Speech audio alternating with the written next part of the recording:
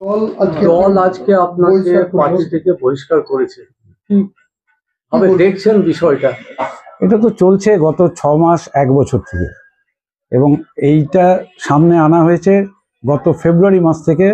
পরিকল্পিতভাবে ফেসবুকে আনা হয়েছে। একটা অংশ দলের মধ্যে তারা আমার বিরুদ্ধে সবসময় কাজ করেছে, এবং বিজেপির সঙ্গে হাত মিলিয়ে একটা অংশ অনৈতিকভাবে এই জেলাতে তারা কাজ করতে চেয়েছে। তার আমি বাধার কারণ ছিলাম।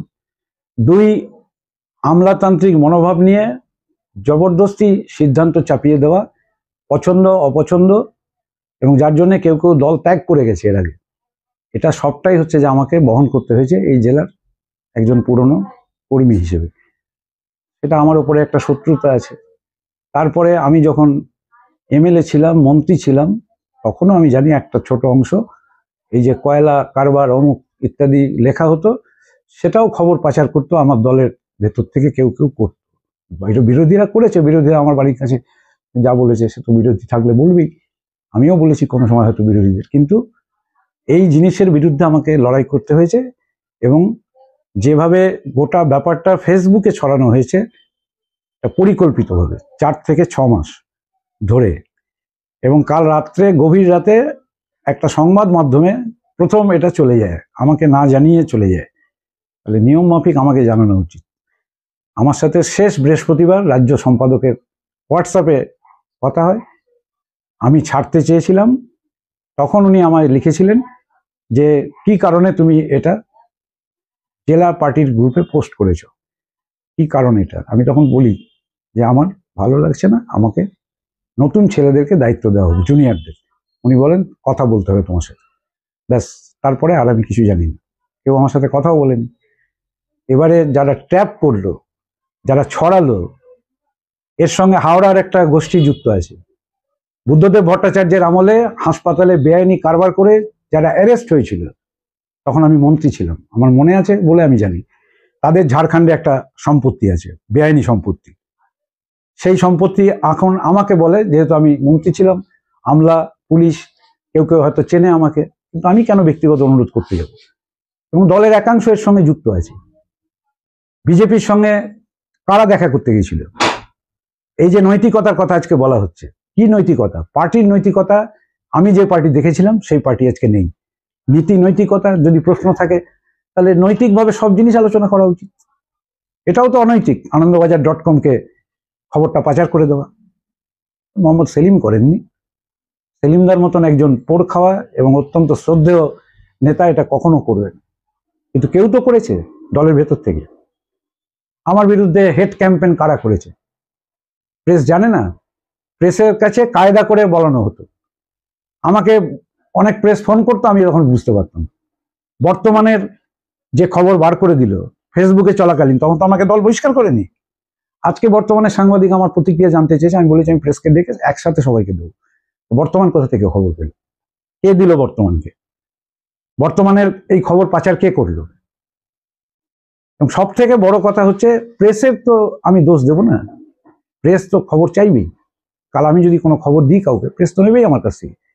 কিন্তু যারা এটা করে যাচ্ছে এবং যারা গোপনে বিজেপির সঙ্গে আঁতাত রাখে, আমি আবার জোর দিয়ে বলছি, যারা বিভিন্ন কলকারখানা এবং কয়লা খনিতে সিন্ডিকেটে যুক্ত আছে, আমার কাছে নবুদ আছে, প্রমাণ আছে, তাহলে তারা কেন কাঁচের ঘরে মেশে আমাকে ঢিল ছুটতে যাচ্ছে?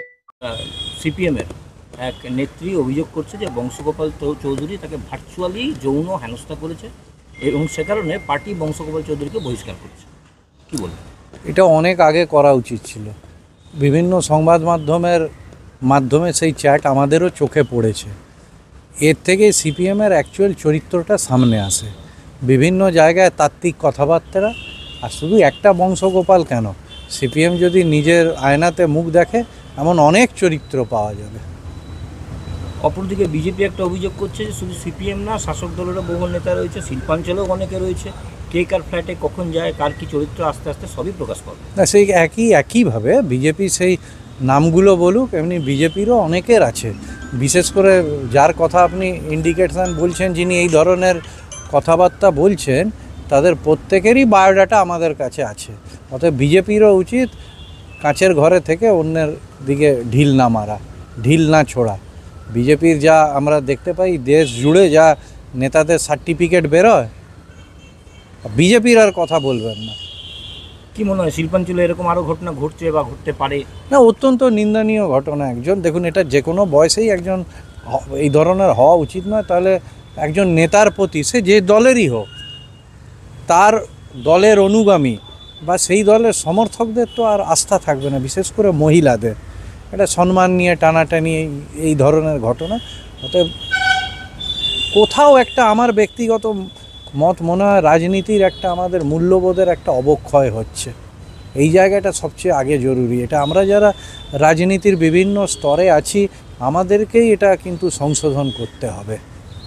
একটা শেষ প্রশ্ন, শাসক দল হোক, বিরোধী হোক, বিজেপি হোক, যেই হোক, এগুলো তো মানুষ নিজে করে। এখানে তো দলের একটা ভাবমূর্তি নষ্ট হয় যে কোনো দলের ক্ষেত্রেই। স্বাভাবিকভাবে সেটাই তো আমি বললাম যে এটা দায়িত্ব আমাদেরই নিতে হবে। কারণ এমনিতেই দেখুন, রাজনীতিবিদরা সে যে দলেরই হোক, 10টা কাজ করলে সেগুলো মানুষের চোখে আসে না, কিন্তু একটা ধরুন কোনো কারণে যদি নেগেটিভ কাজ হয় সেটা নিয়েই চর্চা হয়। তাই সতর্ক হতে হবে আমাদের নিজেদের মধ্যে যদি কোনো দোষ ত্রুটি থেকে থাকে, অবশ্যম্ভাবী সেটা আমাদের সংশোধন করতে হবে। বিজেপি বলছে শিল্পাঞ্চলে খুঁজলে এরকম অনেক পাওয়া যাবে, আপনারাও কি তাই বলছেন? আগে বিজেপি নিজেদেরগুলো খুঁজে লিস্টটা বার করুক না, পরে আমরা বলবো।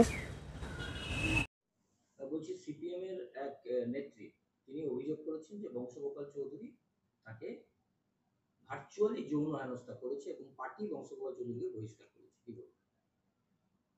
দেখুন, এই সিপিএম দল এরা 34 বছর পশ্চিমবঙ্গে রাজ করেছে। আজকে সোশ্যাল মিডিয়া এত স্ট্রং, এসব বেরিয়ে আসছে। এর আগে এইরকম প্রচুর ঘটনা, তখন তো সোশ্যাল মিডিয়া ছিল না, তখন মানুষ এইভাবে ফেসবুক করতো না, এত ইলেকট্রনিক্স মিডিয়া এইভাবে সোচ্চার ছিল না। অনেক লোক পার পেয়ে গেছে। ওরা বলে না, আমাদের চুরি ধরতে পারছেন, আমাদের দুর্নীতি ধরতে পারছেন। 34 বছরে এই ব্যাপারগুলো ছিল না, এখন হয়েছে, বেরিয়ে আসছে একের পর এক। এরা এইরকমই, এদের 34 বছরে এরকম কত ঘটনা ঘটিয়েছে। ভালো করে যদি বের করা হয়, এরকম ঝুড়ি ঝুড়ি বেরোবে।